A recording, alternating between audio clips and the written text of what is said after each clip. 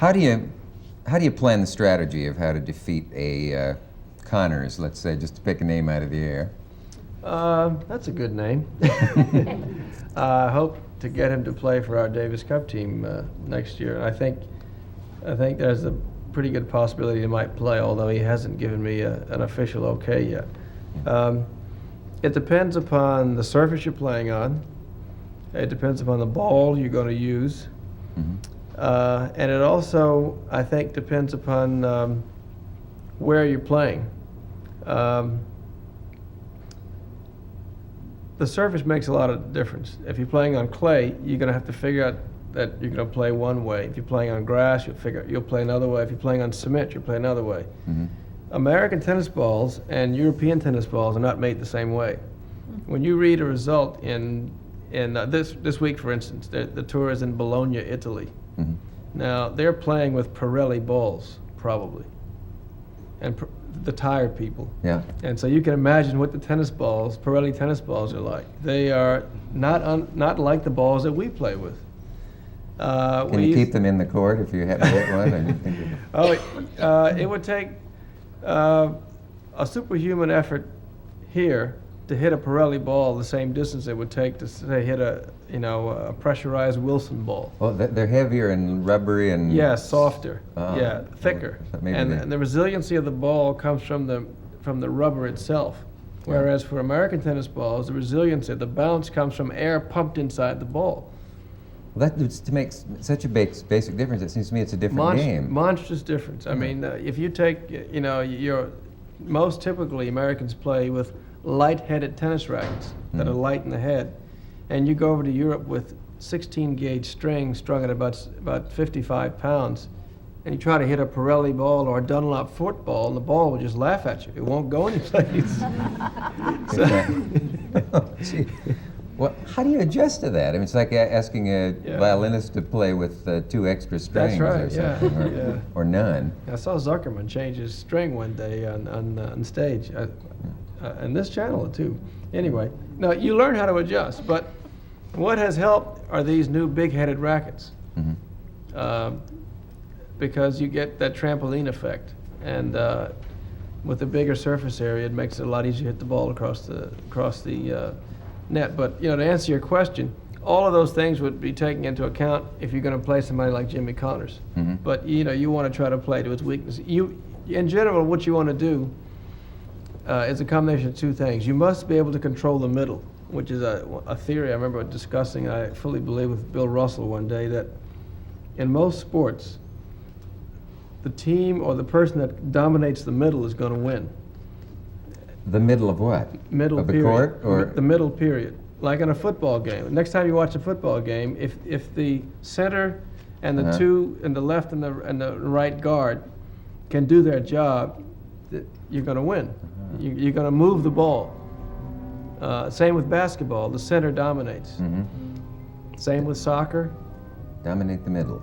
Dominate. If you can control the middle, you got a good chance. If you can't, you got problems.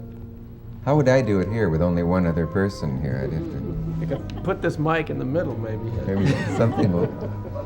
Last time, Arthur, I was asking you toward the end of the thing, we were talking about how would you take a player like Connors and how would you plan your strategy when you're playing against him? And you defeated Connors.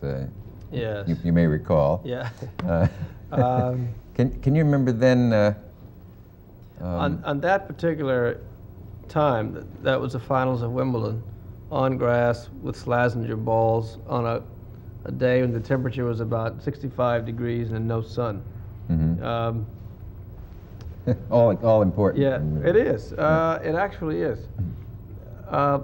If one could draw a straight latitudinal line from London westward, you would hit someplace in Hudson Bay. People don't realize how far north latitude London is. New York City, for instance, is on the same latitude as Madrid, Spain. So at 2 o'clock, when Wimbledon play starts every day, if you are right-handed, the sun is right in your eyes. I mean, it is. So I was actually that day praying for cloudy weather. And if it had been a sunny day and I had won the toss or the spin of the racket, I would have elected to receive. Or I would have possibly chosen the side of the court that would allow me to serve first with my back to the sun rather than looking in the sun. Well, because of the sun. I mean, Yeah. it's murder Sure. at that latitude, and Yeah. obviously it stays light a long time. So the sun stays high in the air a long time. Now, are you saying that all tournament players and pros don't think of this? Or Well, I think I hope that, the smart ones do, I guess. Yeah. I hope. If you're left-handed, it doesn't matter Uh-huh. because the sun's never really in your eyes. But anyway, Why? Wait a minute. Why would that be? it's never directly in your eyes if you're left-handed. It just isn't. Because if you're, the sun is to your back on Yeah. on the south end anyway, whether you're right-handed or left-handed. Yeah. And when you're on the north side of the court, you're actually looking east of the sun. So the Mhm. sun's not in your eye. You might see it out of the corner of your right eye, but that's all. So Roscoe Tanner Right. never has any problems at 2 o'clock on a sunny day on the court at Wimbledon. I see. Yeah. But if you're Okay. right-handed, you got a lot of trouble. Yeah. Basically, Jimmy Connors really has only one weak spot, and that's his low forehand passing shot or approach shot. Mhm. And that coupled with the fact that the harder you hit the ball, the better he likes it. And I tried to play upon those two things.